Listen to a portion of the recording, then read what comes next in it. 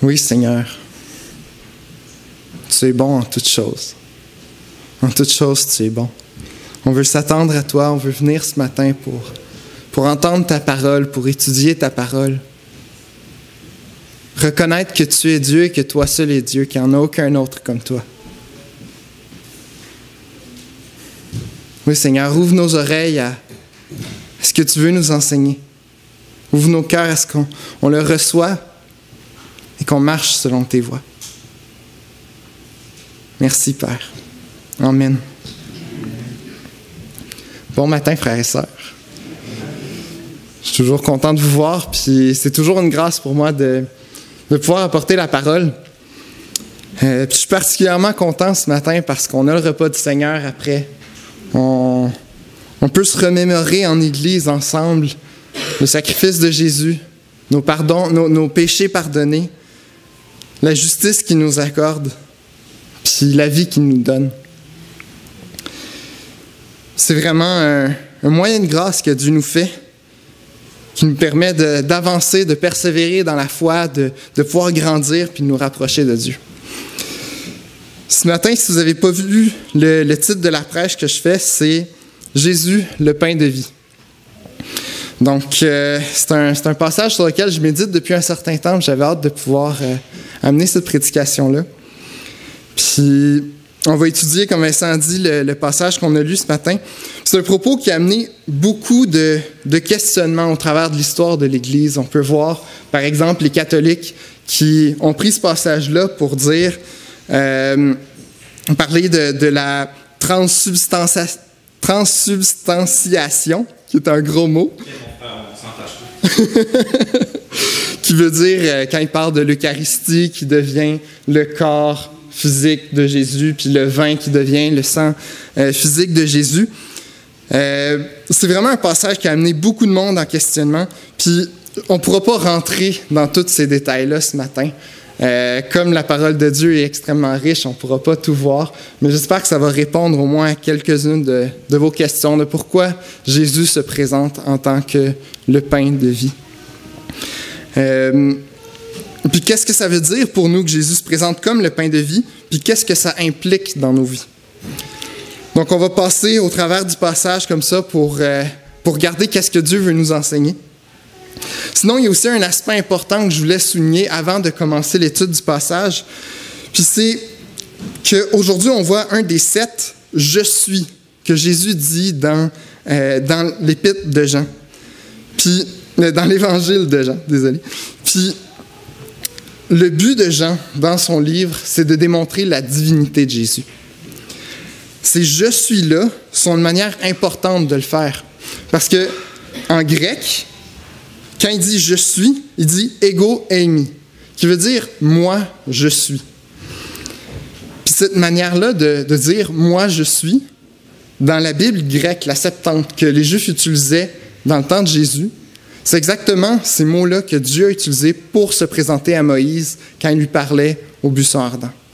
Donc, Jésus, en utilisant ces mots-là et en disant « moi, je suis le pain de vie », en fait, il est en train de dire « moi, je suis », donc Dieu, premièrement, il vient faire le lien avec le nom de Dieu, qu'il est Dieu, et il dit « le pain de vie ». Donc, après ça, les autres 7, je suis, si vous êtes curieux, c'est « je suis le pain de vie »,« je suis la lumière du monde »,« je suis la porte »,« je suis le bon berger »,« je suis la résurrection et la vie »,« je suis le chemin, la vérité et la vie », et « je suis le vrai cep ». Donc, c'est tous des déclarations que Jésus fait où il vient dire « je suis Dieu ». Maintenant, je vais vous inviter à tourner dans Jean. On va lire les versets seulement 26 à 40 du chapitre 6.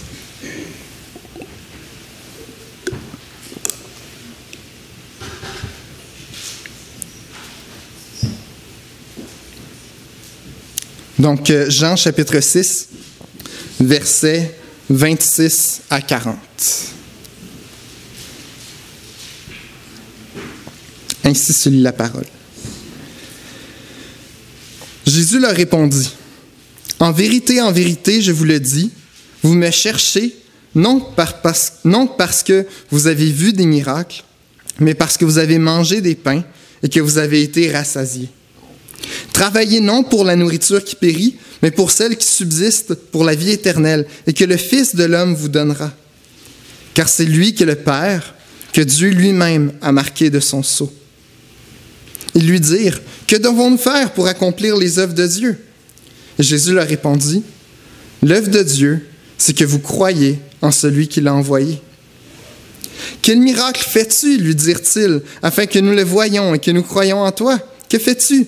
Nos pères ont mangé la manne dans le désert, selon ce qu'il est écrit, il leur donna le pain du ciel à manger. » Jésus leur dit, « En vérité, je vous le dis, Moïse ne vous a pas donné du pain du ciel, mais mon Père vous donne le vrai pain du ciel. Car le pain de Dieu, c'est celui qui descend du ciel et qui donne la vie au monde. » Ils lui dirent, « Seigneur, donne-nous toujours ce pain. » Et Jésus leur dit, « Je suis le pain de vie. Celui qui vient à moi n'aura jamais faim, et celui qui croit en moi n'aura jamais soif. Mais je vous l'ai dit, vous m'avez vu, et vous ne croyez point. Tous ceux que le Père me donne viendront à moi, et je ne mettrai pas dehors celui qui vient à moi. Car je suis descendu du ciel pour faire non ma volonté, mais la volonté de celui qui m'a envoyé. Or, la volonté de celui qui m'a envoyé, c'est que je ne perde aucun de tous ceux qu'il m'a donnés, mais que je les ressuscite au dernier jour. La volonté de mon Père, c'est que quiconque voit le Fils et croit en lui ait la vie éternelle, et je le ressusciterai au dernier jour. Amen. Prions rapidement. Seigneur, tu es le pain de vie. Tu te présentes tel que le pain de vie. Ouvre nos yeux à la beauté, à ce que ça veut dire que tu es le pain de vie, que tu nourris réellement. Oui, Seigneur, ouvre nos yeux. Amen. Donc, premièrement, pour comprendre un texte, quand on l'étudie dans la Bible, c'est vraiment important de comprendre le contexte. Peu importe ce qu'on lit dans la Bible, puis n'importe où, c'est toujours important de comprendre le contexte pour ne pas sortir les choses hors de leur contexte, justement, et leur faire dire n'importe quoi. Donc, je vais commencer avec le contexte du texte qu'on vient de lire. Premièrement, le jour avant, le jour où les événements qu'on vient de lire qui se sont produits, Jésus avait été dans un lieu désert avec ses disciples, puis il y avait une foule d'environ 5000 hommes, plus les femmes, plus les enfants. Donc, c'était quand même une très grosse foule qui était venue, qui l'avait suivi dans le lieu désert à cause des miracles qu'il faisait. Puis Jésus a eu compassion de la foule. Il les a guéris. Il leur enseignait beaucoup de choses concernant le royaume de Dieu. Puis quand il se fit tard, Jésus a décidé de nourrir la foule pour pas qu'ils rentrent affamés et faibles. Puis il le fait à partir de 5 pains d'orge et 2 poissons. Donc Jésus a tellement multiplié les morceaux de nourriture que les disciples ont même pu remplir 12 paniers pleins de restants à la fin. Puis la foule qui a vu ça était juste ébahie devant ce que Jésus était en train de faire. Puis, excités devant ça, ils se sont dit, c'est sûrement le prophète qu'on attend. On va l'enlever puis on va le faire roi. Il va régner sur nous. Mais Jésus le savait, puis voulant pas parce qu'il savait que c'était pas sa mission, il s'est retiré dans la montagne pour aller prier. La foule, elle, a été renvoyée. Rendu le soir, les disciples sont partis pour se rendre à Capernaum. Puis Jésus, dans la nuit, a décidé d'aller les rejoindre.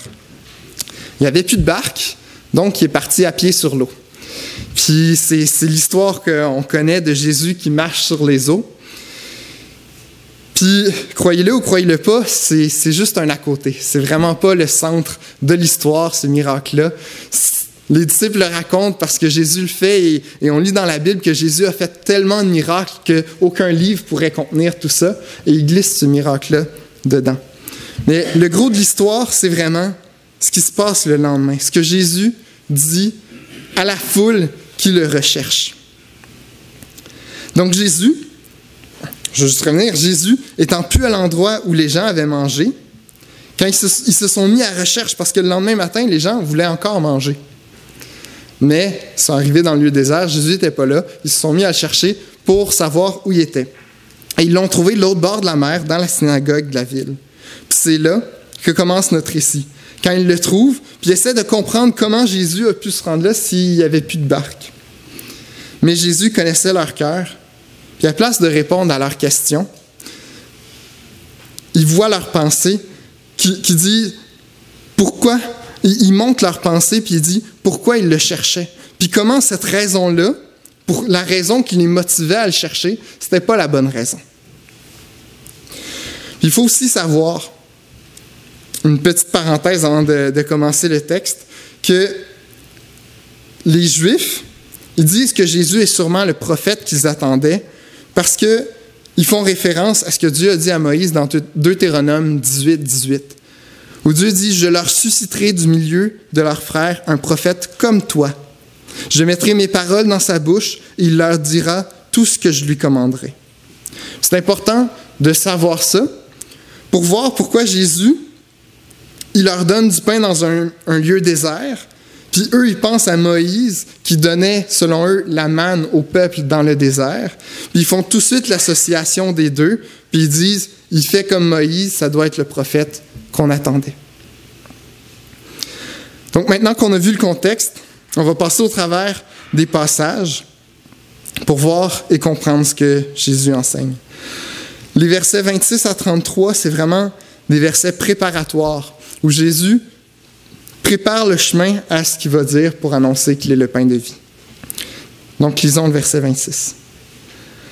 Jésus leur répondit, « En vérité, je vous le dis, vous me cherchez non parce que vous avez vu des miracles, mais parce que vous avez mangé des pains et que vous avez été rassasiés. » C'est vraiment intéressant de noter comment Jésus dirige la discussion ici, comment il les amène où il veut. Il commence en exposant directement leur cœur, en disant « C'est à cause que vous avez été rassasiés que vous me cherchez. » Puis, il dit tout de suite « Vous ne me cherchez pas à cause des enseignements que j'ai faits. C'est pas à cause que la foule veut conformer leur vie à la parole de Jésus qu'ils le cherchent. C'est pas parce qu'ils veulent travailler pour le royaume de Dieu qu'ils le cherchent, mais c'est pour ce que Jésus peut leur offrir. » Donc, ce qu'ils veulent, c'est de la nourriture gratuite. Jésus, il met le doigt tout de suite sur leur désir. Ils travaillent pour leur propre royaume. Ils veulent faire de Jésus leur roi pour leur propre intérêt. Selon un commentateur, il est estimé que pour les gens qui vivaient en Palestine au 1er siècle, environ 85% de leurs revenus étaient utilisés pour la nourriture. Ainsi dit, les gens travaillaient pour manger. Puis en voyant Jésus pourvoir pour la nourriture comme il le fait, il pouvait voir au travers de ça un énorme avantage économique, puis aussi un grand avantage de pouvoir. Imaginez si un homme vous donnait gratuitement ce que 85% de votre budget est utilisé. C'est énorme. C'est un énorme gain. Puis imaginez le pouvoir d'un royaume qu'un roi qui pourvoit miraculeusement pour la nourriture de tous ses citoyens, et encore plus. C'est pourquoi Jésus leur dit « Travaillez non pour la nourriture qui périt, mais pour celle qui subsiste pour la vie éternelle et que le Fils de l'homme vous donnera. » Eux, ils travaillaient tous les jours pour une nourriture physique qui se perd. Puis même ce jour-là, quand ils cherchaient Jésus, ils travaillaient pour une nourriture physique qui se perd parce qu'ils voulaient du pain. Mais Jésus leur dit non. Vous devez travailler pour la nourriture qui subsiste pour la vie éternelle, que je peux vous donner. Alors là, eux, au verset 28, ils demandent « Que devons-nous faire pour accomplir les œuvres de Dieu? » Au lieu de demander à Jésus « Quelle est cette nourriture que tu peux nous donner? » ils lui demandent « Quel travail devons-nous accomplir? » C'est la religion des œuvres. Accomplir quelque chose pour plaire à Dieu et avoir la vie éternelle. Mais Jésus vient tout de suite contrer ça. Verset 29, il dit « L'œuvre de Dieu, c'est que vous croyez en celui qui l'a envoyé. » Jésus leur dit précédemment que le Fils de l'homme peut leur donner une nourriture qui subsiste jusque dans la vie éternelle. Puis là, il les dirige à nouveau à ce qui est important, à celui que Dieu a envoyé. Puis l'œuvre qu'ils doivent accomplir, en fait, c'est placer leur foi en Jésus, qui a tout accompli. C'est le salut par la foi seule, puis non par les œuvres. Les hommes veulent savoir quoi accomplir pour avoir la vie éternelle, puis c'est la première chose à laquelle l'homme pense. Et ce que toutes les religions humaines enseignent, tu fais ça, tu as la vie éternelle. L'homme veut avoir le mérite de la gloire des œuvres qu'il fait. Mais Dieu dit, l'œuvre de Dieu, c'est que tu crois en Jésus, qui lui a tout accompli ce qui devait être accompli. Tu ne peux être juste, ni te justifier toi-même. Mais Jésus est juste et peut te justifier si tu crois en lui. Dieu l'a marqué de son sceau, c'est-à-dire qu'il a mis son approbation sur lui. Jésus, c'est celui en qui Dieu a mis toute son affection et son plaisir. Matthieu 3,17. Il est le bien-aimé de Dieu en qui son âme prend plaisir. Parce que Jésus fait toutes choses pour la gloire de Dieu. C'est lui l'homme parfait qui peut nous revêtir de sa perfection. Par la suite, au verset 30, les hommes lui demandent de confirmer les dires qu'il fait. Puis ces hommes-là, ils ne voulaient pas comprendre ce que Jésus leur disait, parce qu'ils continuent dans la même lancée. Ils disent, « Quel miracle fais-tu donc, lui dirent-ils, afin que nous le voyions et que nous croyions en toi? Que fais-tu? Nos pères ont mangé la manne dans le désert, selon ce qu'il est écrit. Il leur donna le pain du ciel à manger. » Je ne sais pas si vous voyez le refrain, mais ils voulaient que Jésus continue de leur donner du pain pour prouver ses propos. C'est pour ça qu'il suggère le miracle de la manne. En fait, ce que Jésus disait ne semblait pas tant les intéresser. C'est plutôt ce qu'ils pouvaient tirer de lui qui les intéressait. Ils veulent encore un miracle. Il est écrit plutôt dans le chapitre qui avait suivi Jésus dans le lieu désert à cause des miracles qu'ils voyaient. Donc Jésus n'avait plus besoin de se prouver. Ils avaient vu les miracles. Mais eux voient un appât du gain. Puis ils essaient d'en profiter. Ils veulent que Jésus travaille pour eux. Mais Jésus, encore une fois, les ramène à la vérité. Puis il leur dit au verset 32-33, « En vérité, je vous le dis, Moïse ne vous a pas donné le pain du ciel, mais mon Père vous donne le vrai pain du ciel. Car le pain de Dieu, c'est celui qui descend du ciel et qui donne la vie au monde. » En autres mots, Jésus leur répond, « Premièrement, vous vous trompez. Vous croyez que c'était Moïse qui a nourri le peuple dans le désert, mais ce n'est pas lui, c'est mon Père. Vous mettez l'emphase sur l'homme plutôt que sur Dieu. Deuxièmement, vous voulez parler de pain. D'accord? On va parler de pain. Le pain de Dieu, ce qui donne et soutient la vraie vie, c'est le pain que Dieu envoie sur la terre. Pas celui qui a envoyé dans le temps de Moïse, mais celui qui envoie aujourd'hui. Jésus leur parle au présent pour une raison particulière. Mais encore une fois, les hommes passent à côté de ce que Jésus leur dit, puis ils voient encore toujours la possibilité de faire un gain. Ils entendent que Dieu peut donner au présent ce pain du ciel, alors ils réitèrent leur demande. Ils disent, « Seigneur, donne-nous toujours ce pain. » Ils se disent, « Yes, on va pouvoir avoir du pain tous les jours, comme nos pères. On n'aura plus de problème de nourriture, plus de problème d'argent. Tout va bien aller. » Jésus nous dit que Dieu donne ce pain, donc il va pourvoir, puis il va le faire. C'est à ce moment-là que Jésus met carte sur table, on pourrait dire. Il vient tout chambouler leur compréhension de ce qui se passe. Puis on va continuer la lecture du passage dans les versets 35 à 40. On a passé au travers de la première partie qui était préparatoire, comme j'ai dit. Puis là, on va entamer la deuxième partie où Jésus explique les choses. Donc, verset 35. Jésus leur dit, « Je suis le pain de vie. Celui qui vient à moi n'aura jamais faim, et celui qui croit en moi n'aura jamais soif. Mais je vous l'ai dit, vous m'avez vu, et vous ne croyez point. Tous ceux que le Père me donne viendront à moi, et je ne mettrai pas dehors celui qui vient à moi. Car je suis descendu du ciel pour faire non ma volonté, mais la volonté de celui qui m'a envoyé. Or, la volonté de celui qui m'a envoyé, c'est que je ne perde aucun de tous ceux qu'il m'a donnés, mais que je les ressuscite au dernier jour.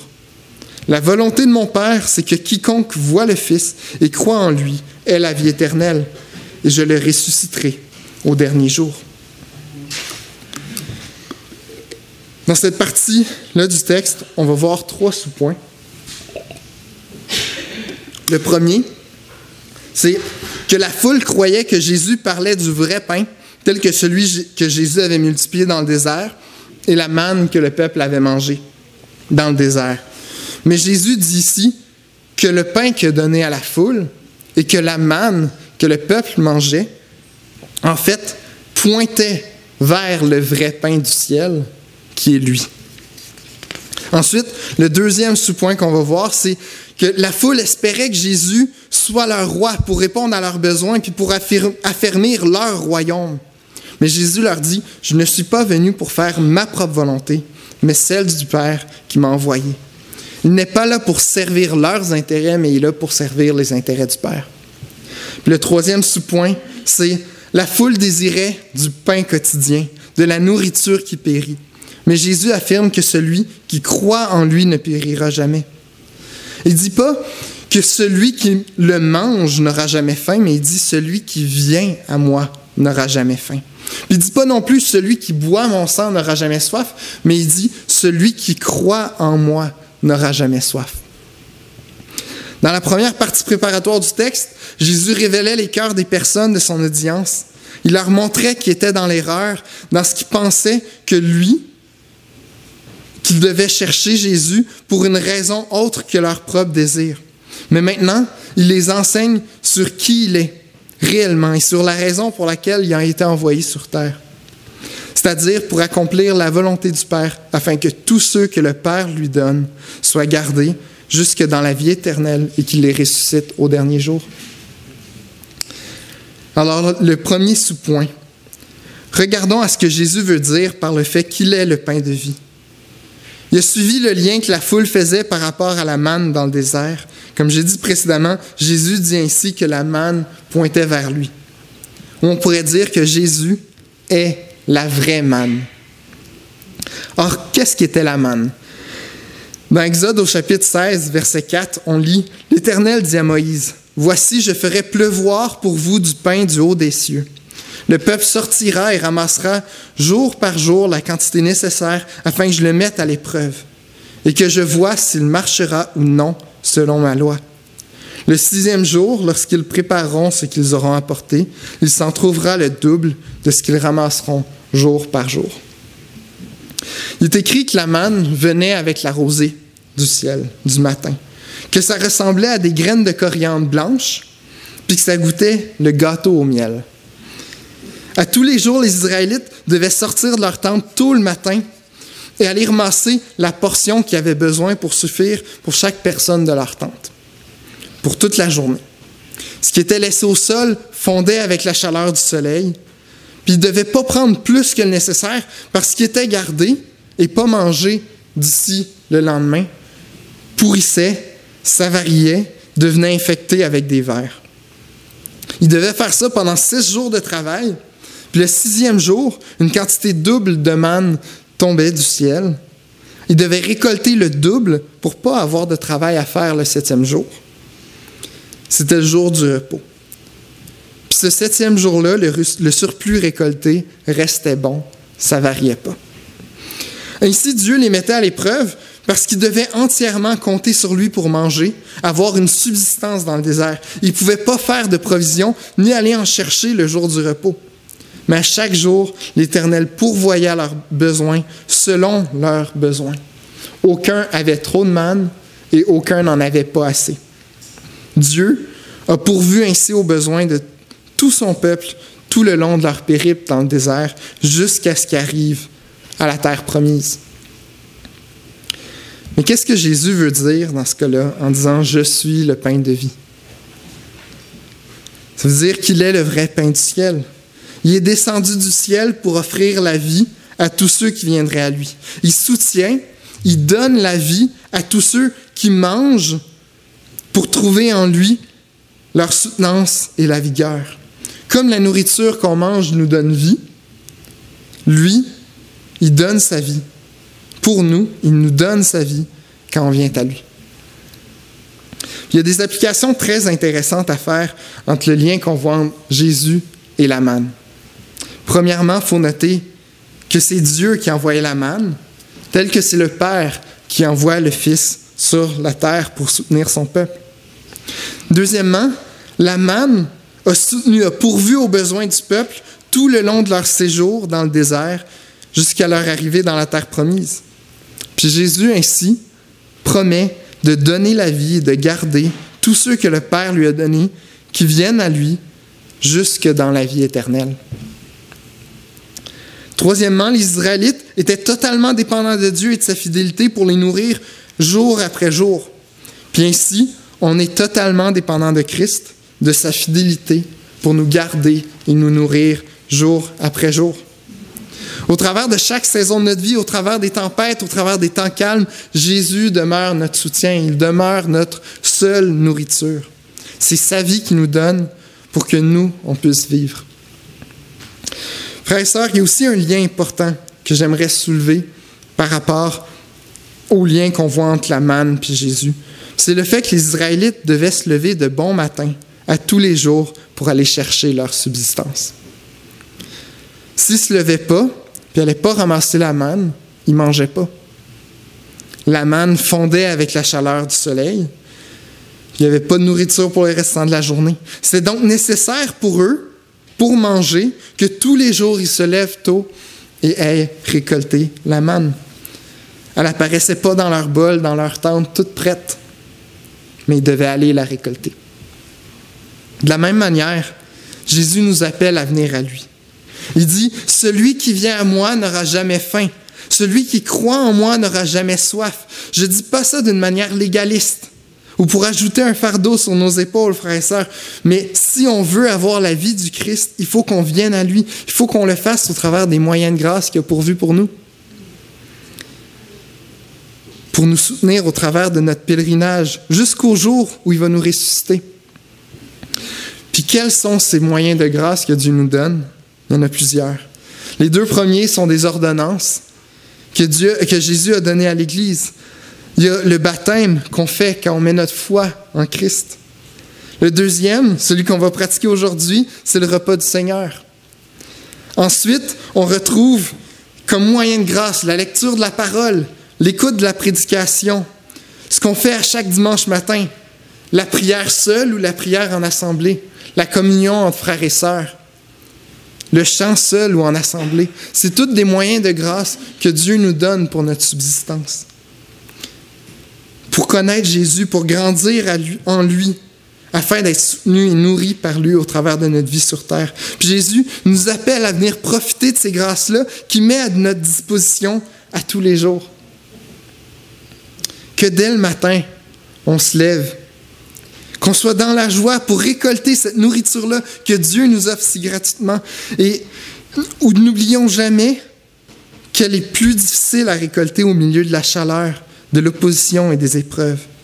Mais que lorsqu'elle est récoltée, dès tôt le matin, quand on est encore bien disposé, elle peut nous soutenir puis nous nourrir toute la journée. Jésus est le pain de vie. C'est à lui qu'on doit aller pour être nourri. Maintenant, pour le deuxième sous-point, la foule espérait que Jésus soit leur roi pour répondre à leurs besoins et pour affermir leur royaume.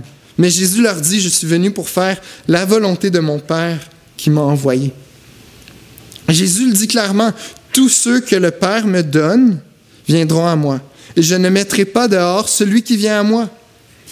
La volonté de mon Père est que je ne perde aucun de tous ceux qu'il m'a donnés, qu'il me voie, qu'il croie en moi, et que je les ressuscite au dernier jour pour la vie éternelle. » Jésus est très clair parce qu'il dit, le Père lui donne des personnes, celles-ci viennent à lui, il ne les rejette pas, il les garde pour la vie éternelle, il n'en perd aucune, et il les ressuscite au dernier jour.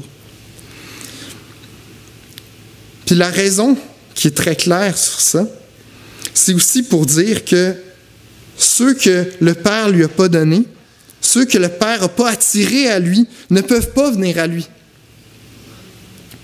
Et tous ceux que le Père attire à lui les garde.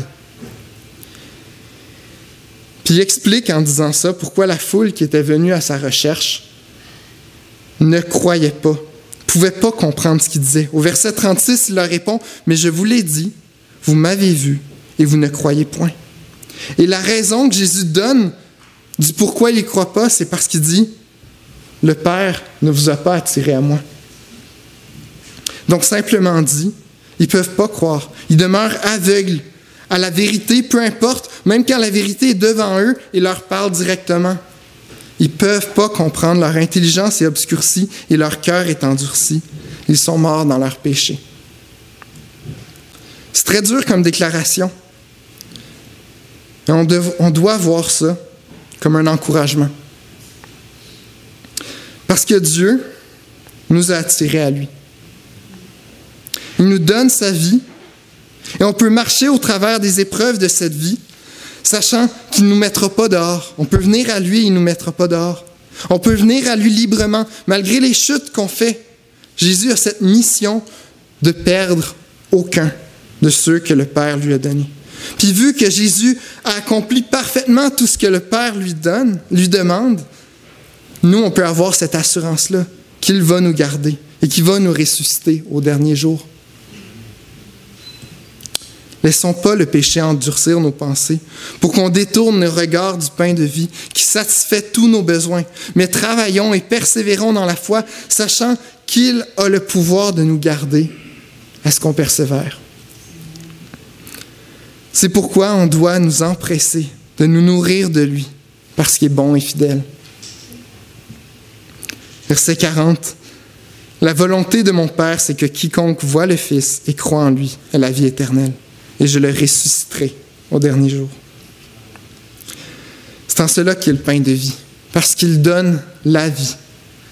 Le troisième sous-point de la deuxième partie, c'est que Jésus ne dit pas « celui qui me mange n'aura jamais faim », mais il dit « celui qui vient à moi n'aura jamais faim ». Il ne dit pas non plus « celui qui boit mon sang n'aura jamais soif », mais « celui qui croit en moi n'aura jamais soif ». Puis voilà comment on pourrait comprendre un peu cette métaphore. Si on regarde le plus grand des banquets, avec une nourriture en abondance, mais qu'on ne va pas au banquet pour manger la nourriture, cette nourriture-là n'a aucun bienfait pour nous. Peu importe la quantité de nourriture qu'il y a là, il n'y a aucun bienfait pour nous. De la même manière, si on regarde à Jésus, mais qu'on ne vient pas à lui, on ne peut pas prendre part à sa vie.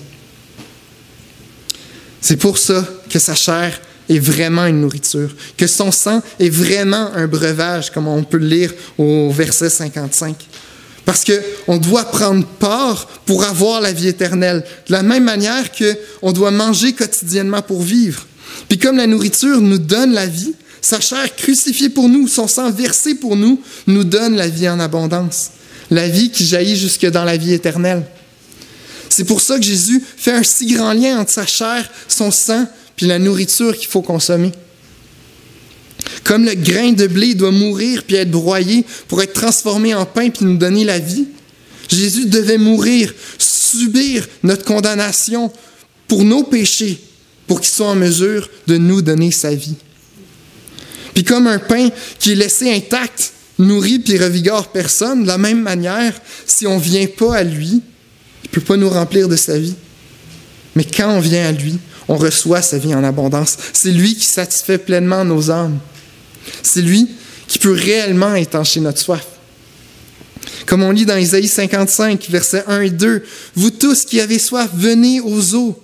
Même celui qui n'a pas d'argent, venez acheter et manger. Venez acheter du vin et du lait sans argent, sans rien payer. Pourquoi pesez-vous de l'argent pour ce qui ne nourrit pas? Pourquoi travaillez-vous pour ce qui ne rassasie pas? Écoutez-moi donc, et vous mangerez ce qui est bon, et votre âme se délectera de mets succulents. » Le mets le plus succulent qu'on peut nous délecter, c'est Jésus. Parce que c'est lui qui nous révèle le Père dans toute sa bonté, dans toute sa beauté, dans sa miséricorde et son amour, sa justice et sa droiture. Isaïe dit la même chose que Jésus, que notre travail ne soit pas pour de la nourriture terrestre qui ne donne pas la vraie vie et qui pourrit si rapidement, mais qu'on travaille avec persévérance et ferveur pour la nourriture du Christ. Qui est facile pour nous de nous détourner de lui. Comme Dieu dit au travers de Jérémie, en Jérémie 2,13, « Car mon peuple a commis un double péché. Ils m'ont abandonné, moi qui suis une source d'eau vive, pour se creuser des citernes crevassées qui ne retiennent pas l'eau. » Mais lorsqu'on vient à Jésus, qu'on le goûte réellement, qu'il nous remplit de sa vie, c'est là qu'on voit qu'il est réellement une source d'eau vive. Bonne, satisfaisante, où on a seulement à se pencher pour boire puis être désaltéré. C'est là qu'on voit que toute autre chose ne sont que des citernes crevassées qui promettent une abondance d'eau, mais qui au final, quand on y va, on voit qu'ils sont sèches, qui laissent tout simplement un trou vide et béant. Pour finir, frères et sœurs, venons ensemble à Jésus. Goûtons à sa vie, ses promesses, délectons-nous de ses breuvages. Que les matins, on s'empresse d'aller récolter ces moyens de grâce qui sont doux comme un gâteau au miel et qu'on soit prompt à le faire avant même que la chaleur des épreuves se lève pour qu'on puisse marcher, fortifié et revigoré par sa vie au travers de ce pèlerinage-là qu'on fait sur la terre. Il nous gardera. Il sera fidèle envers nous jusqu'au bout, jusqu'à ce que nous rentrions dans la terre promise, dans la joie et dans le repos de son Père. Prions, frères et sœurs. Seigneur, c'est toi le vrai pain de vie. C'est toi qui nourris nos âmes. Notre espérance est en toi. On ne peut pas vivre sans toi, Seigneur. On est mort et affamé sans toi. Mais Père, tu nous attires au Fils. Tu nous montres sa beauté, ses bontés. Et le Fils nous montre ta gloire. Et on veut se réjouir en toi. Oui, tu es grand, Seigneur. Que nos cœurs se tournent vers toi. Amen. Je vous invite à prendre une minute de silence. Après quoi, on va terminer avec